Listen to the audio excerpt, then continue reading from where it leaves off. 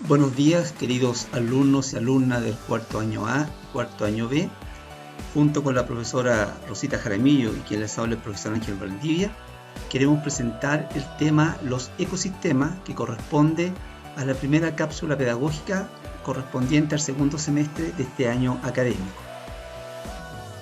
El objetivo de aprendizaje que vamos a desarrollar en esta cápsula pedagógica dice que debemos aprender a reconocer que en un ecosistema existen elementos que tienen vida, como por ejemplo las plantas y los animales, y otros que no tienen vida, como por ejemplo las piedras, el agua y la tierra, y que ambos interactúan entre sí. ¿Qué es un ecosistema?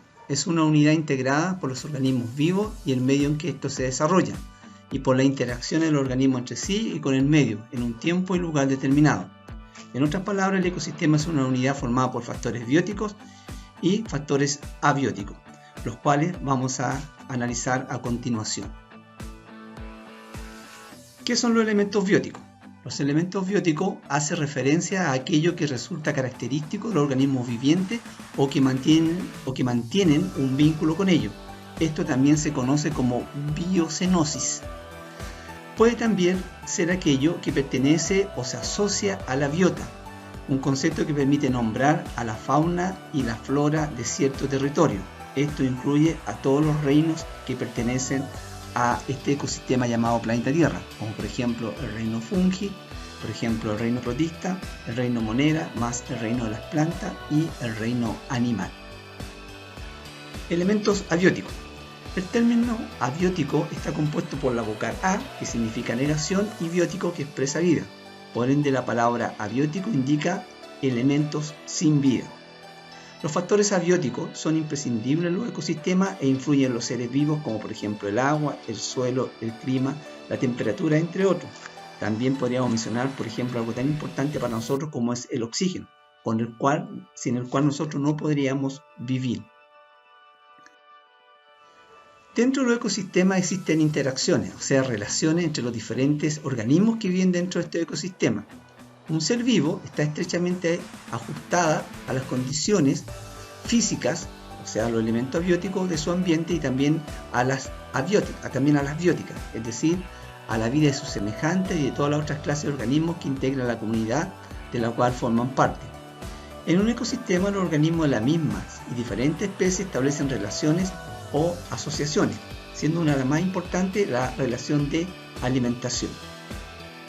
La principal interacción que ocurre dentro de un ecosistema es la interacción de alimentación, y esta interacción se refleja mediante las cadenas alimentarias. Las cadenas alimentarias o cadenas tróficas describen el proceso de transferencia de sustancias nutritivas a través de las diferentes especies de una comunidad biológica, en la que cada una se alimenta de la precedente y es alimento de la siguiente.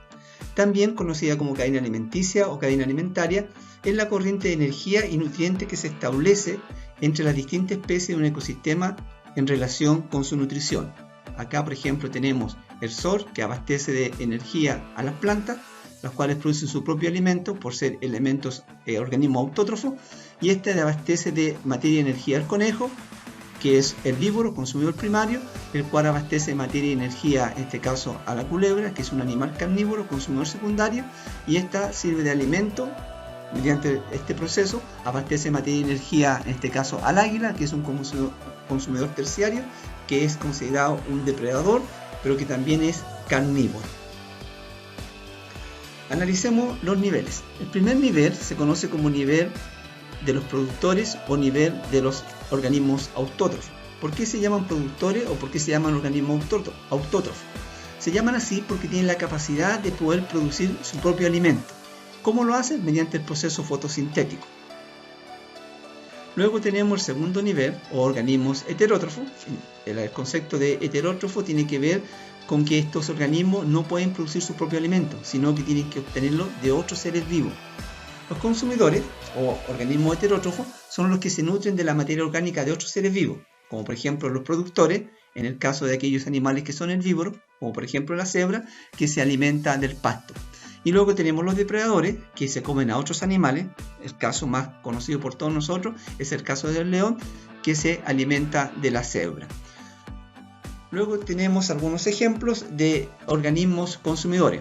Veamos algunos organismos consumidores, pero que son herbívoros, o sea, solamente se alimentan de pasto o principalmente de pasto. Tenemos la cebra, el conejo, el arce, tenemos la vaca, el elefante y un pequeño organismo que es una oruga, que también al alimentarse de hoja es un organismo consumidor herbívoro.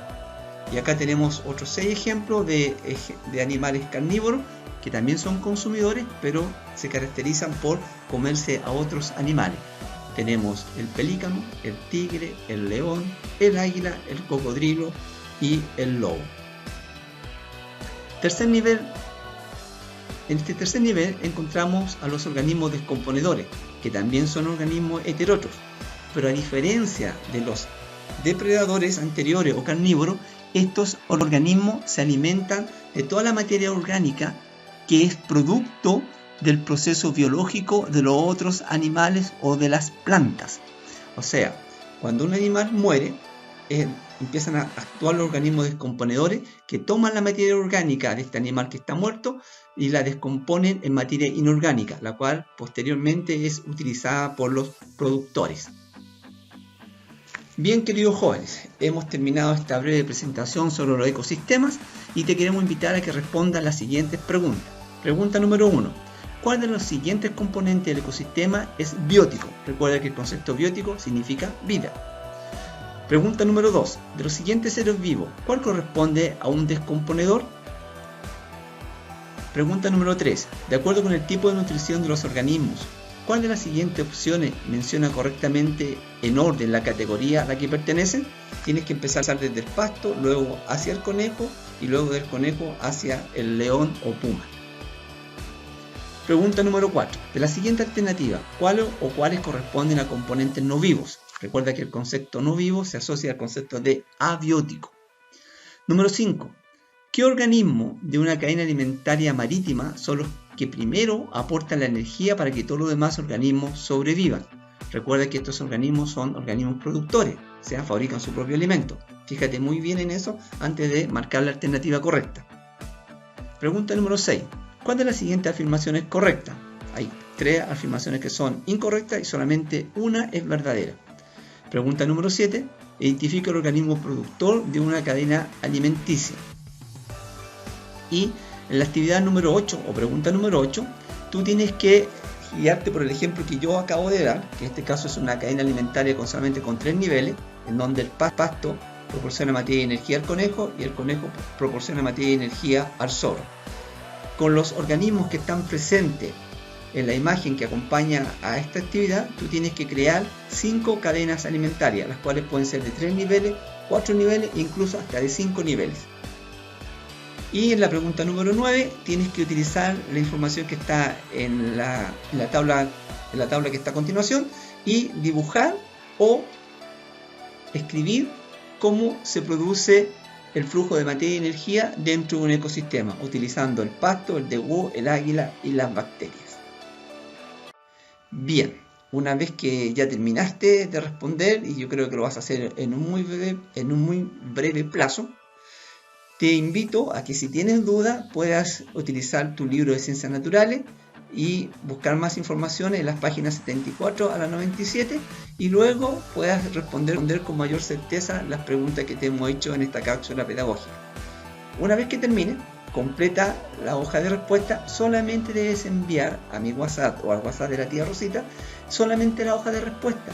No escribas las preguntas de nuevo porque nosotros ya las tenemos. Solamente necesitamos que tú marques una alternativa por cada una de las preguntas que está en esta hoja de respuesta, más la actividad de la pregunta número 8 y la actividad de la pregunta número 9.